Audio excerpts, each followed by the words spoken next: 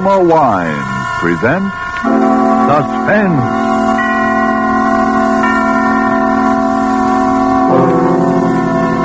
Roma Wines, made in California for enjoyment throughout the world.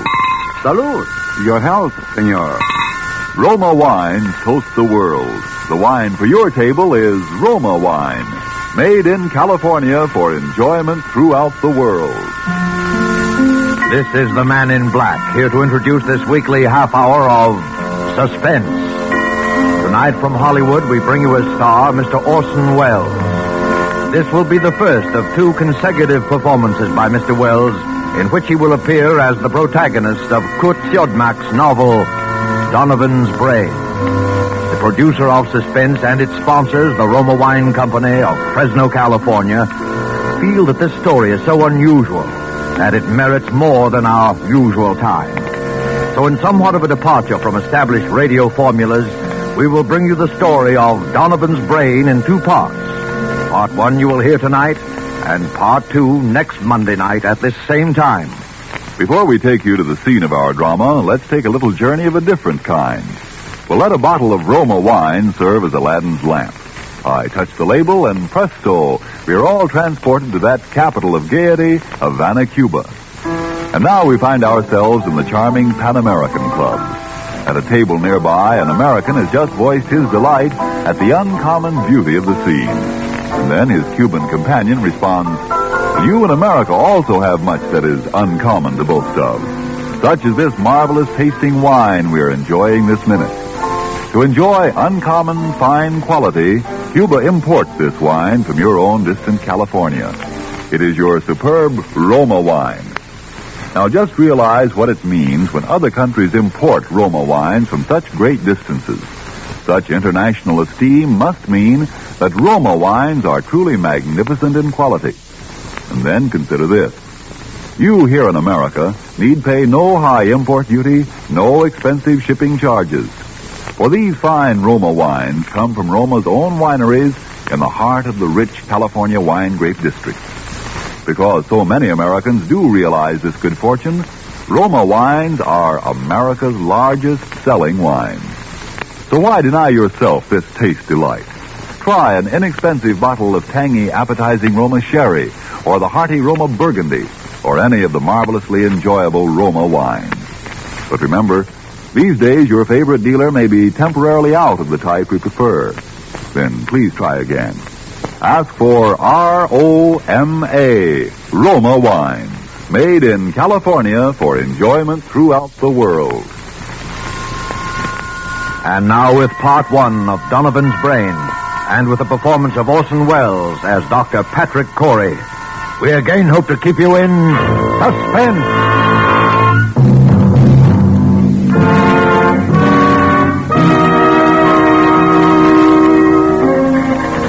As I sit now outside my laboratory door writing under the heading Experiment 87, this final entry in my casebook, I know that these are the last words I shall ever write upon this earth. I neither ask nor expect forgiveness now or hereafter. But for those who seek some explanation, I refer them simply to this casebook. Let them read it carefully from its first entry on that ill-starred day of July the 13th.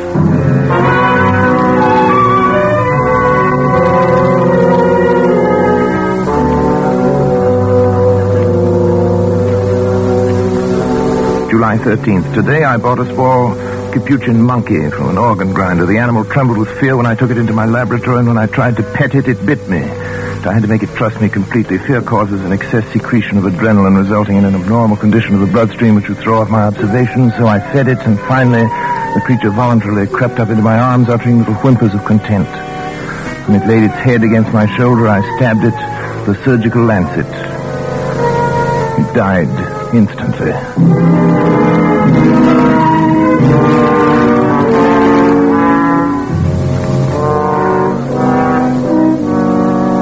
Well, David, what do you think of it? Well, it's pretty amazing, all right. See what I've done, don't you? I think so. You think so? Good Lord, don't you know? Well, after all, Dad, I'm only a second-year medical I know, but what other was a second-year student? Who is this? It's me, Janet. Come in, darling. Patrick, Dr. Schrott is here to see you. Oh, come on in, Doctor. You know our son David, of course. Yes, of course. How are you, my boy? Fine, thanks, Doctor. Well, Patrick, hard at it as usual, I see. Patrick, you didn't eat the lunch I sent in to you. Well, what is it this time, Patrick? A brain. What? A monkey's brain. Oh, What about the brain, Patrick? I've been trying to see how long I can keep the tissue alive. Oh, is that it in that jar? Oh, there's considerably more to it than just a jar, though. Want to see how it works? is it still alive? In a way, yes. It's a fairly simple device, actually, Doctor. Variation on Carrel's mechanical heart. The brain lies in a bath of blood serum. These rubber arteries are fixed to the vertebral and internal carotid arteries of the brain. The blood substance is forced through the cycle of Willis, feeds the tissue. Over here, I've installed a small rotary pump that forces the blood circulation, you see?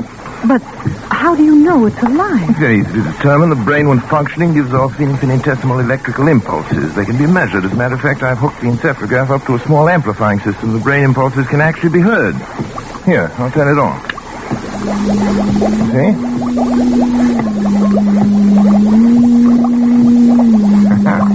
Quite effective, isn't it? Yes, it's effective. And it's wrong, Patrick.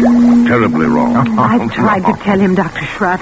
In heaven's name, what's wrong with this? Oh, Patrick, you and your mechanistic philosophy, trying to reduce life to a mere matter of chemicals and test tubes. The origin of life is from a higher domain than that, Patrick. And you're profaning. Nonsense. You can't stop the progress of science. Every discovery of whatever kind is a step forward. If I can prove that the brain can perform certain functions outside the body, who knows where we may be able to go from there?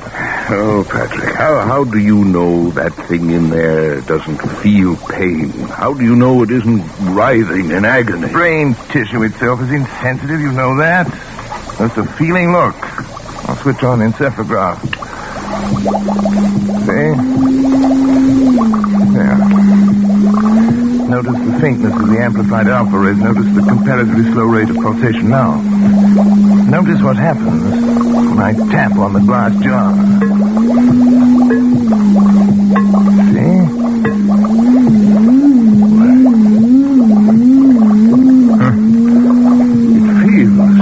It thinks. I wouldn't go so far as to say that, but it certainly shows marked reaction to an external stimulus. I wouldn't have believed it possible. The trouble with you, Schrott, is that you don't really believe in science.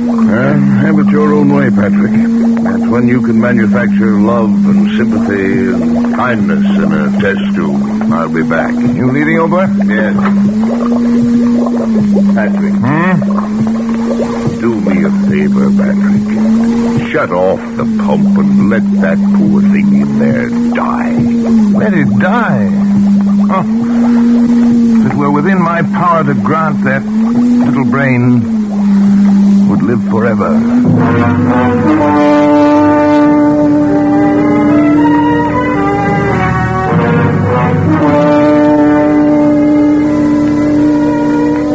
July 18th. I'm utterly exhausted from lack of sleep at the events of the past 5 days have been of such tremendous importance that I must set them down while every last detail is still fresh in my mind. I've had no time to make an entry in this record since that day last week. It seems a month ago now, and I had my first partial success with the brain of the Capuchin monkey. At that time, however, it seemed that I was doomed to disappointment. In spite of all my efforts, the brain of the monkey ceased to live at 12:14 that night.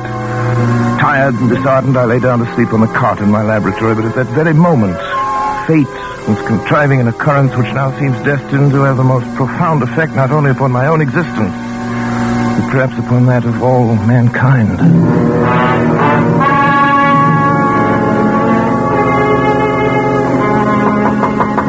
Hello? Oh, what is it? Dad? Oh, David, come in. What's the matter? It's Dr. Schrott. There's been an accident or something. He's pretty upset. All right, I'll come. Oh, Patrick. Patrick, Sean. thank heavens, my boy. What's the matter, old boy? There's been a plane crash on the mountain. Only one of them was left alive, and I've brought him this far, but he needs an immediate operation. Sorry, that's your job, your county physician. Patrick, it's multiple fractures of both legs. The arteries are severed, and the legs will have to be amputated. You're not in any shape to do the job. Well, that's not my fault. Take him to the Phoenix Hospital. I'm not going to take responsibility. It's too far. We'd never get there in time. Patrick, please. It may mean a man's life, and your job as county physician. No, I'm not thinking of that, but it's an important man. William H. Donovan. Donovan? The Wall Street Donovan? Yes. You've got to help me, Patrick. Donovan. What are his chances? About even, if we hurry. Well, bring him in. Oh, thank you, Patrick. Thank you. You better get some things on, David. You may have to help. Yes, and we use the laboratory table. Before you go, put the instruments to sterilize it. And don't forget the Geely saw. Right. Oh, but what? I thought the Geely saw was only used for brain surgery. Not always. Hurry. They'll bring him in now from the car. Okay, Dad. In here. Careful now. That's right. Easy does. Around the table, please. Yes, Doctor. Easy. You better get yourself a gown and gloves, Doctor, right over there. You won't have time to scrub. Yes, thanks, Doctor. Too bad, isn't he? Pulse rapid. Heart very faint. I wasn't sure whether David, yes, half Dad. cc of adrenaline, David, 1 to 1,000 intravenous. Right. You men can go now. Is there anything else we No, can do? thank you. Patrick, don't you I'd think... rather we were alone if you don't mind, gentlemen. Yes. Good night, then, Dr. Schratt. Doctor. Good night. Good night. Now, David, if you remove the blanket from his legs, that's it. Good. You see? Fortunately, a forest ranger got to him right after the crash and had sense enough to put a tourniquet on each leg. Even so, yeah.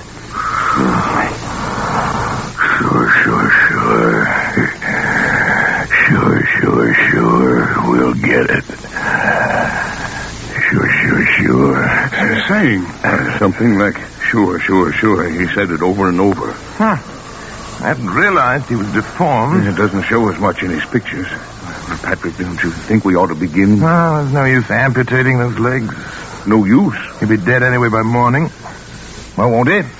Well, suppose you're right, Patrick. You know I'm right. But still, we ought to try. We can't refuse to operate. We are going to operate. Syringe, please, David, the large one. Here you are, Dad. Spinal anesthetic. Will you give it Dr. Schrott? Right. Scalpel, please, David. Scalpel and the Geely saw. Geely saw? Patrick. Well... No, Patrick, I won't let you. After your performance tonight? Well, I have. But, Patrick, he's still alive. Precisely. My mistake with the monkey was that he was dead. I don't intend to make that mistake again. Come on, David, Patrick, the scalpel. Are you out of your mind? You're taking a man's life. I'm giving him life. Donovan would die anyway. But for a while at least, Donovan's brain will live.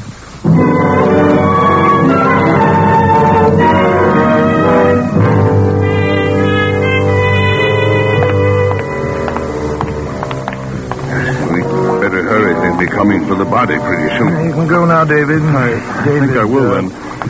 You understand, of course? Yes, I understand. Not a word to your mother or to anyone. I understand. Did you put something in the skull cavity so the eyes won't fall? I filled it with cotton, bandaged the whole cranium. It looked like any head injury. I hope nobody gets any ideas about an autopsy. You're the coroner. You can stop there. Look, Schrott. This is a chance that comes once in a lifetime. William Donovan had one of the greatest minds, has one of the greatest brains in the world today. And now you have it. Turn on the encephalograph.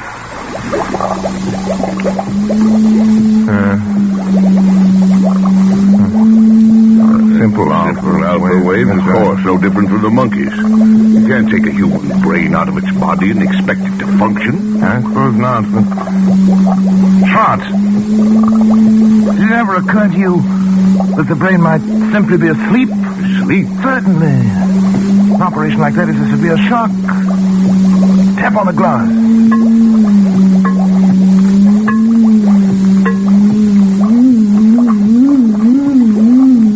Good Lord, Patrick. Delta wave. It was asleep. You woke it up. It's actually conscious. You see, the three of us conducting this experiment now. You, me, and William Horace Donovan.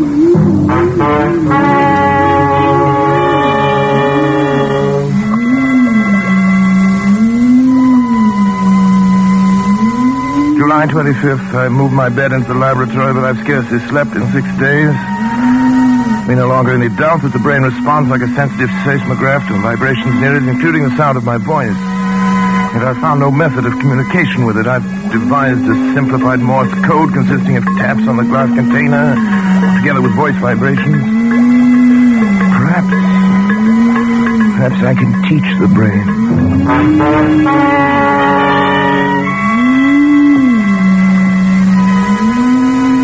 July 30th. Schrott has come to stay with me, half out of a feeling that he shares with me a common guilt, half out of scientific curiosity. I've scarcely seen him, and both David and Janice have been avoiding me, not that I really care. They've been tapping out my code on the side of the brain's container endlessly, day and night, over and over, 1,000 times, so that a baby could learn it, if the brain can learn. I sleep only when the brain itself falls into exhausted slumber. When it wakes again, I resume my tapping.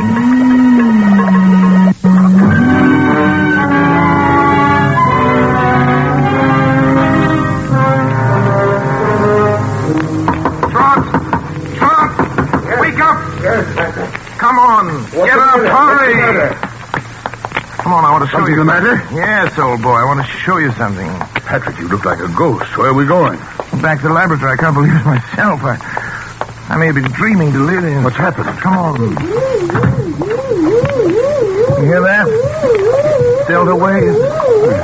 Seems disturbed. You've got to check my observations for me. If my reasoning is wrong, tell me. I can't be sure of anything anymore. Yes. Now listen carefully. You'll know that I've been trying to communicate with the brain in code. Now, if I were able to cause a distinctive pattern of the brain's delta waves by a specific command in code, if the brain responded with the same pattern of sound each time I issue the command, it would prove that I succeeded in communicating with the brain, wouldn't it? Yes, Frederick, I think it would. Now, listen.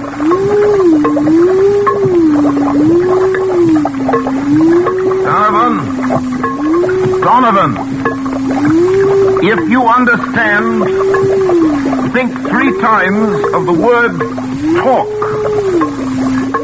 3 times. Talk. Talk. Talk.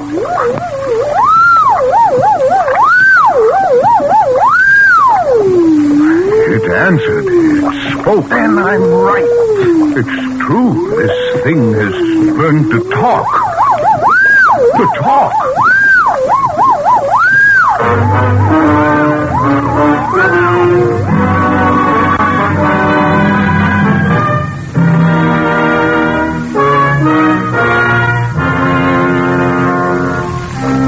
July 31st.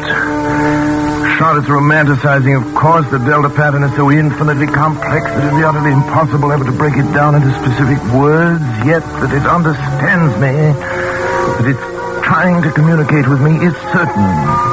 Charlotte suggests mental telepathy, that I try to make my mind a blank, as the mediums call it, while at the same time increasing the energy content of the plasma that feeds the brain in the hope of stepping up the brain's electrical potential as one would step up the power of a radio station. Naturally, telepathy is nonsense, but the feeding theory intrigues me. I shall try it.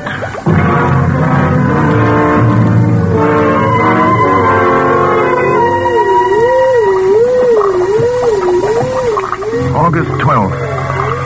Noticed today for the first time 2 distinct nodules of new brain cells on the frontal lobex. The electrical potential has increased to 510 microvolts. I've begun smoking cigars. Although I've always hated cigars before. As I expect.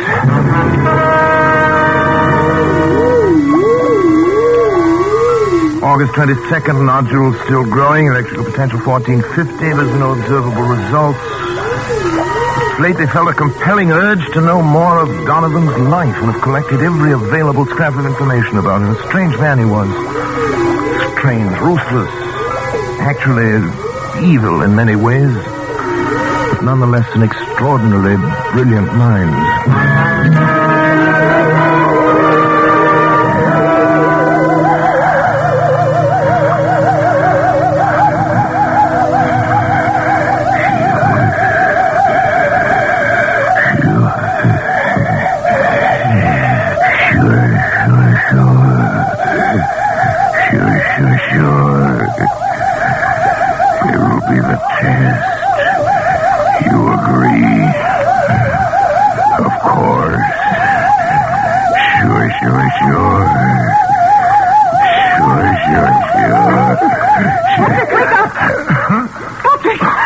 What is it?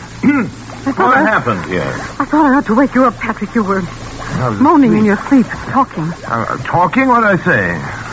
I'm not sure, but Your voice was so strange that Janice, what's the matter? Nothing. I was dreaming, that's all. Janice woke me up. Patrick, let me see your hand. Hand? No, the other one. What about it? You're not left-handed, are you? No. Then why have you got ink on the fingers of your left hand? Well, I don't know. Were you writing anything tonight? No. You must have been, Patrick. Here it is, right here on your desk. Nonsense. Wait, let me see it. Oh, you've been writing his name. William H. Donovan. H. Donovan. Rot, that's not my handwriting. It's... What? Don't you see what it means? The brain has communicated with me. Patrick, you don't... Look here. Look at this magazine article. Here's a reproduction of his signature. And he was left-handed, too. It says so here. Why, it is. It is exactly the what same. a fool I've been. Look at this picture, smoking a cigar. With his left hand, I wondered why it suddenly started smoking cigars. The same brand, too. Janice. Try to remember what you heard me saying just before you woke me up. Come on, Janice. Think. Patrick, I can't believe... Think, Janice. All I heard was something like... Sure. Sure. Of course. Don't you remember, Schrott? He said it that night. It was the only thing we ever heard him say. It was an expression of his. It tells about that in one of the articles, too. Yes, there it is. It wasn't your voice. It wasn't my voice. You see, the brain has grown. And it's strong enough to influence not only the higher functions of the frontal lobe, but the speech centers, the motor centers of another brain. Patrick, if this is true, then your experiment has been successful. It's ended. Ended? It's only begun. Patrick. Don't you see what this means? Patrick, listen to me. Oh, what, Janice? What? You've got to stop. Stop. I can't stand it any longer. Can't you see where it's led you? When you cut yourself off from your family, when you neglected your health, began having fits of temper, and were like someone I hardly recognize as the man I married. All that I tried to understand. But don't you see what you've done? You are a murderer, Patrick, a murderer. Janice, darling. He told me the whole thing. That poor boy's half insane himself from worry. Insane? What do you mean by that? What I say. You killed Donovan. Maybe he wouldn't have lived anyway. But you killed him. And now this thing has gained such power over your mind that it can make you do things you don't even know about. For all you know, it could make you do anything. Anything. You've got to choose, Patrick. Oh, Janice, please. I suppose you're right, but I'm utterly exhausted. I can't even think anymore. You've got to think. Give me until tomorrow. Let me sleep, and tomorrow I'll do something. I promise you. All right, Patrick. Tomorrow. But if you don't do something, if you don't destroy that thing, I will. The brain. It's almost as though it heard you and were raging at you.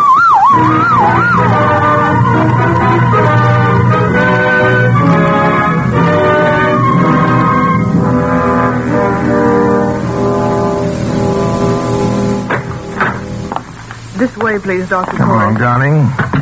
But, Patrick, why are we going in here?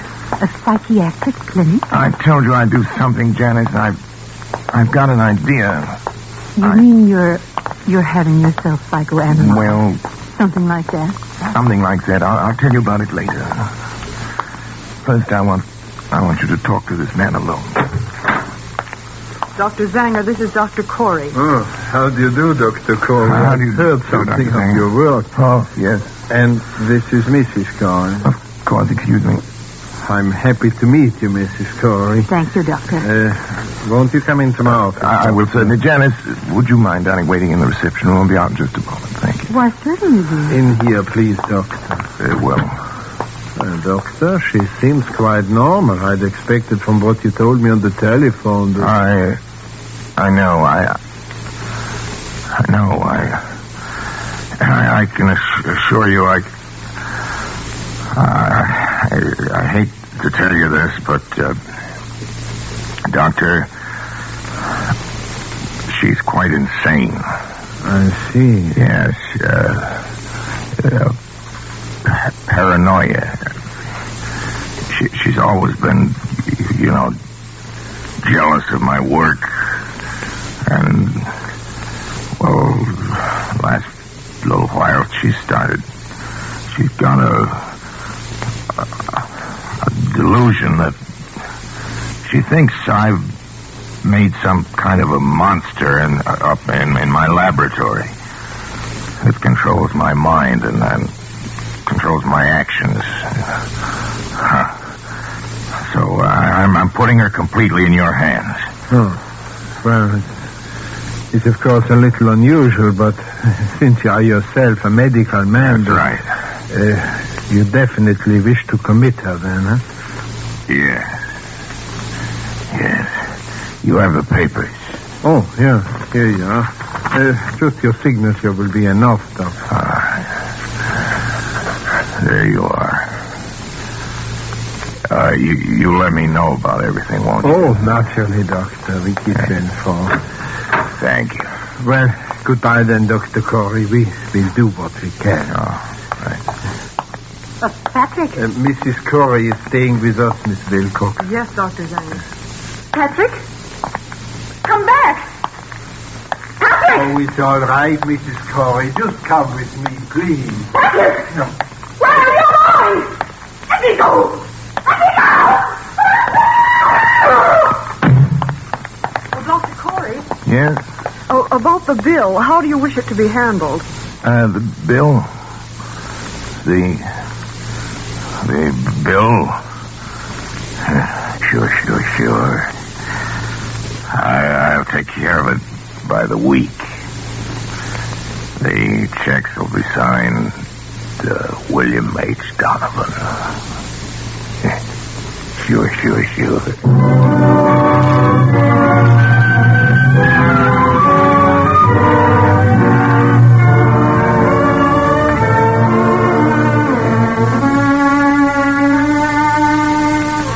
August 20th. It's nearly 3 weeks now since Janice went away. I can't understand how she could have left me just when I needed her most.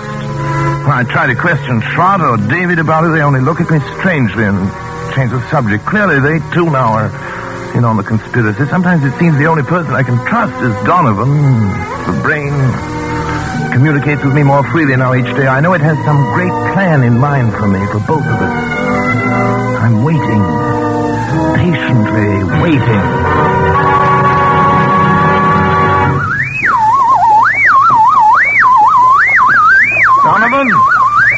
Donovan, I'm listening, Donovan. Don't be angry, Donovan. I'm trying to understand. I'm listening, Donovan. I'm listening. I'm listening. Sure.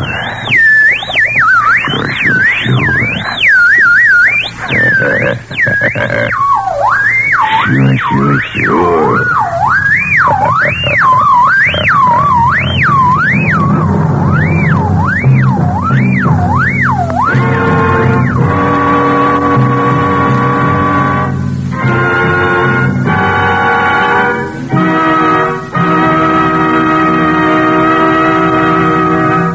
And so closes Donovan's Brain, Part 1, the first of 2 half-hour presentations of Kurt Siodmak's story, presenting Orson Welles as star of Suspense.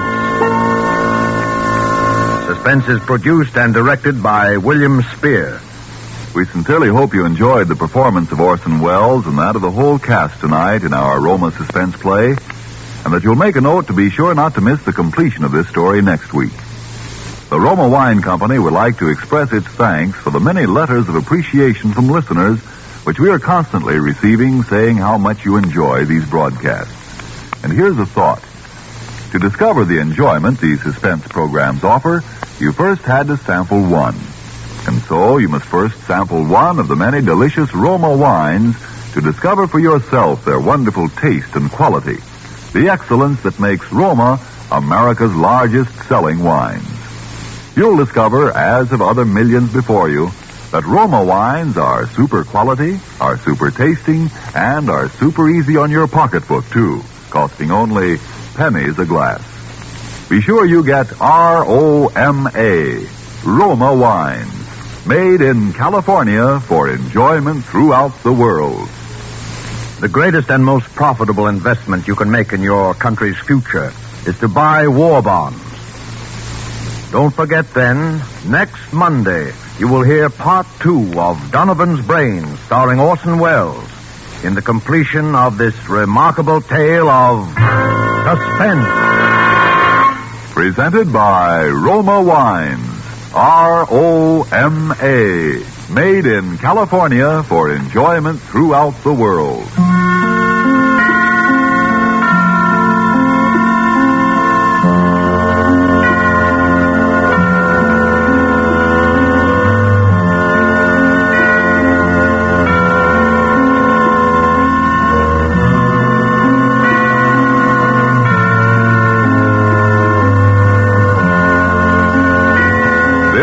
CBS, the Columbia Broadcasting System.